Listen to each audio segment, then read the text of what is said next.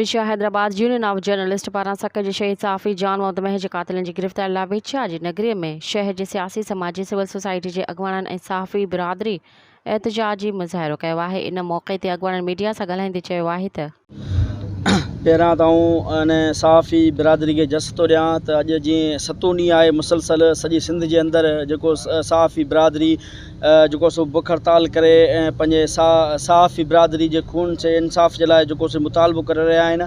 ऐं असां बि सिंध यूनाइटेड पार्टी जा कारकुन अॼु हिन कैंप ते पहुची करे ऐं इहो इंतिज़ाम खां इहो मुतालबो था कयूं।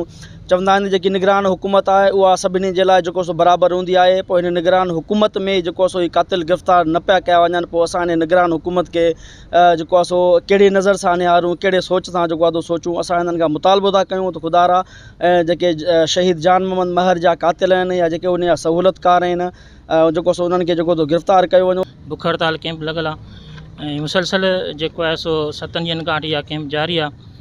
असां जेको आहे सो शहीद जान मोहम्मद महर जंहिंखे अॼु तक़रीबन 54-55 ॾींहं थी विया आहिनि, अञा ताईं जेको आहे सो उन जा क़ातिल गिरफ़्तार न थिया आहिनि।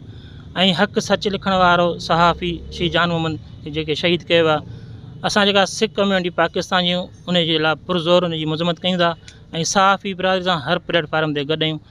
जी अदा बिल्कुलु Hyderabad union of journalist J sir ते अॼु भिटशा जी नगरी में अवां पाण ॾिसी रहिया हो त मुसलसल 7 ॾींहुं आहे शहीद जान मोहम्मद महर जे क़ातिलनि जी गिरफ़्तारी जे हवाले सां एहतिजाज कयो पियो वञे। अलामती बुख हड़ताल ते असीं 1 हफ़्ते खां हिते मौजूदु आहियूं, पर तमामु घणो अफ़सोस ऐं ॾुख सां इहो चवणो पए थो त निगरान हुकूमत IG सिंध DIG सखर हिन वक़्त ताईं कंहिं बि क़िस्म जो को नोटिस अञा ताईं न वठी सघिया आहिनि ऐं क़ातिलनि जी गिरफ़्तारी जे हवाले सां बि उन्हनि जे तरफ़ां कंहिं बि क़िस्म जो को क़दम न खयो वियो आहे।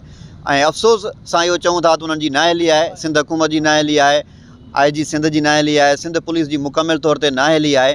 असीं हिते एहतिजाजी कैंप जे ज़रिए इहो हिकु दफ़ो ॿीहर मुतालबो था करियूं त शहीद जान मोहम्मद महर जा जेके क़ातिल आहिनि या क़ातिलनि जा जेके सहूलियतकार आहिनि उन्हनि खे फ़ौरी तौर ते गिरफ़्तार कयो वञे। जी वक़्त जे हुक्मरान खां इहो ई बार बार मुतालबो कयो पियो वञे त शहीद सहाफ़ी जान मोहम्मद महर जे क़ातिलनि खे ऐं क़ातिलनि जे सहूलियतकारनि खे गिरफ़्तार करे कानून जे गिरफ़्त में आणे सख़्त खां सख़्त सज़ा ॾिनी वञे।